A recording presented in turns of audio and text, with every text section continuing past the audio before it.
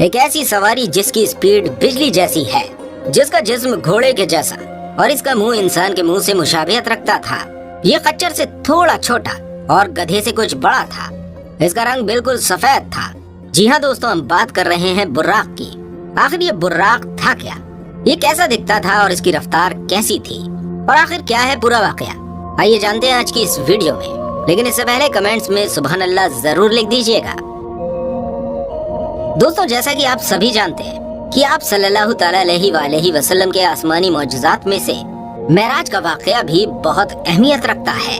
آج کی ویڈیو میں ہم بات کریں گے اس سفر میں آپ صلی اللہ علیہ وآلہ وسلم کی آسمانی سواری کے بارے میں، جس کا نام براق تھا، اور یہ بھی جانیں گے کہ کس بات پر براق کو شرمندگی محسوس ہوئی تھی۔ دوستو، سفر معراج کی تاریخ، دن اور مہینے میں بہت زیادہ اختلافات ہیں، لیکن یہ بات بنا کسی اختلاف کے ہے کہ معراج کا واقعہ نزول وحی کے بعد اور ہجرت سے پہلے کا واقعہ ہے، یعنی کہ حضور پاک صلی اللہ علیہ وآلہ وسلم پر وحی آنے کے بعد اور مکہ سے مدینہ ہجرت سے پہلے کا واقعہ ہے، جو کہ مکہ معظمہ میں پیش آیا۔ سب سے پہلے یہ بات کلیئر کر دیں کہ آپ صلی اللہ تعالیٰ علیہ وآلہ وسلم نے سفر معراج میں 5 قسم کی سواریوں پر سفر کیا۔ علماء اکرام فرماتے ہیں کہ آپ صلی اللہ تعالیٰ علیہ وآلہ وسلم نے 5 طرح کی سواریوں پر سفر کیا۔ ان میں سے براق بھی ایک تھا۔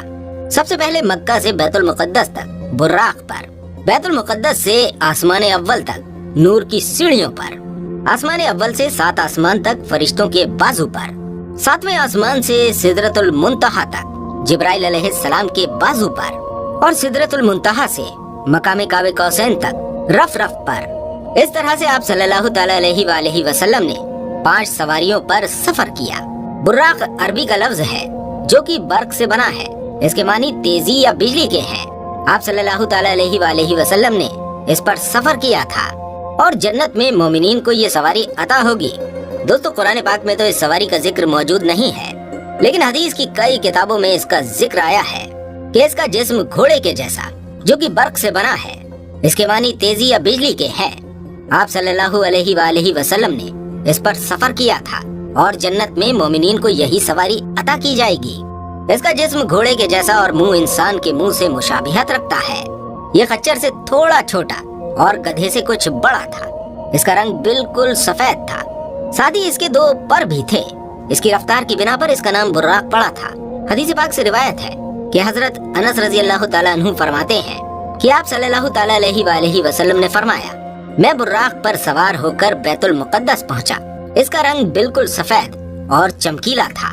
اس کی تیز رفتار کا یہ عالم تھا کہ اس کا قدم وہاں پڑتا تھا جہاں اس کی نظر کی آخری حد ہوتی تھی۔ بیت المقدس پہنچ کر براق کو آپ صلی اللہ علیہ وآلہ وسلم نے ہلکے سے باندھ دیا، جس میں انبیاء علیہ السلام اپنی اپنی سواریوں کو باندھا کرتے تھے۔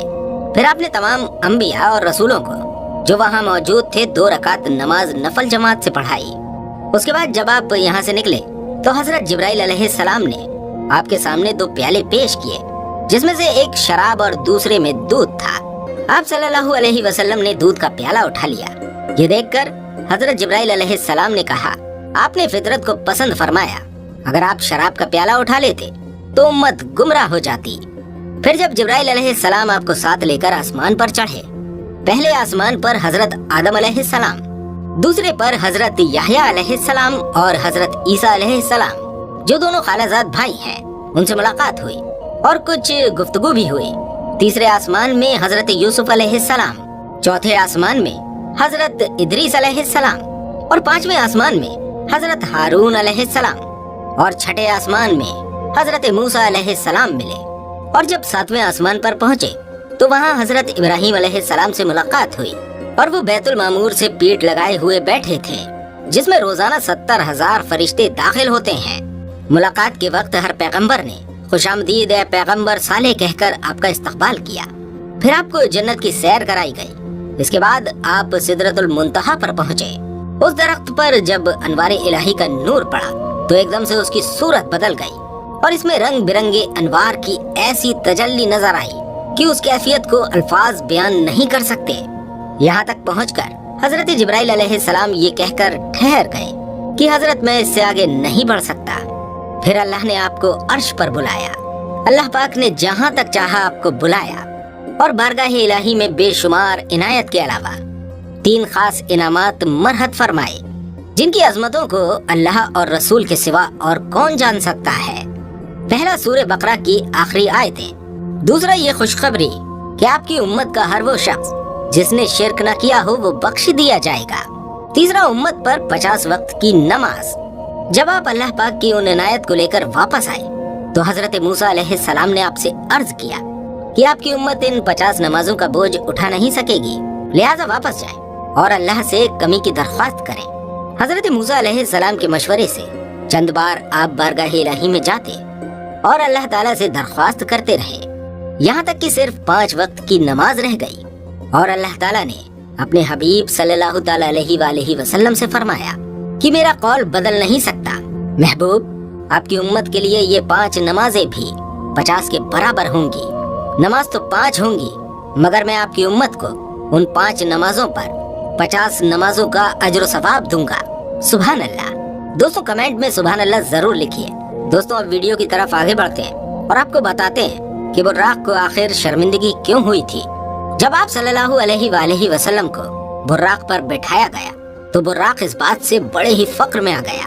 वाक़या मेराज के हवाले से तिरमिजी शरीफ में भी एक वाक़या बयान किया गया है। इस हदीस की रूह से हजरत अनस रजी अल्लाह तआला अन्हु फरमाते हैं कि शब मेराज में आप सल्लल्लाहु अलैहि वसल्लम के लिए एक बुर्राक लाया गया जिस पर जीन कसी हुई थी और लगाम डाली हुई थी।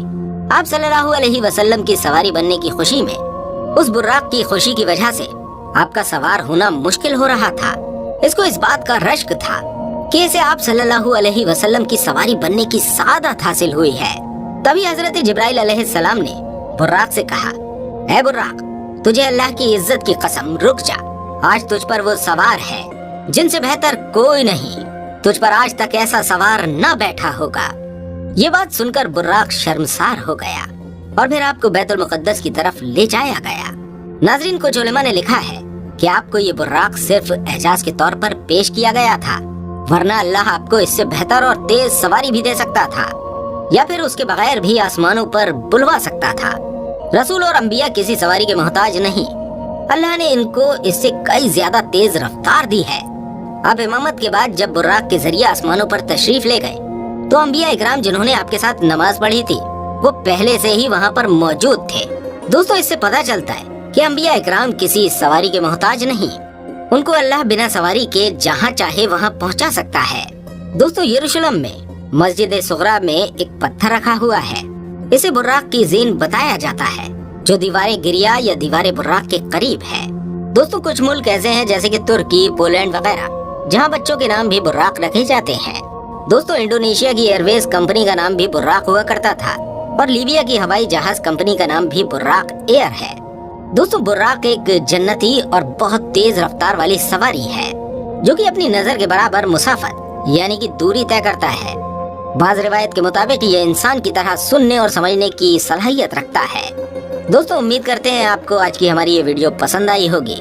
हमारी वीडियो को लाइक और शेयर करना बिल्कुल मत भूलिएगा और जिन्होंने अभी तक चैनल को सब्सक्राइब नहीं किया है तो इस चैनल को सब्सक्राइब जरूर कर लीजिए, जिससे हमारी तमाम वीडियोस आपको बाकायदगी से हासिल होती रहें। मिलते हैं आपसे अगली किसी वीडियो के साथ। तब तक अपनी खास दुआओं में हमें जरूर याद रखिएगा। अस्सलामु अलैकुम व रहमतुल्लाहि व बरकातुहू।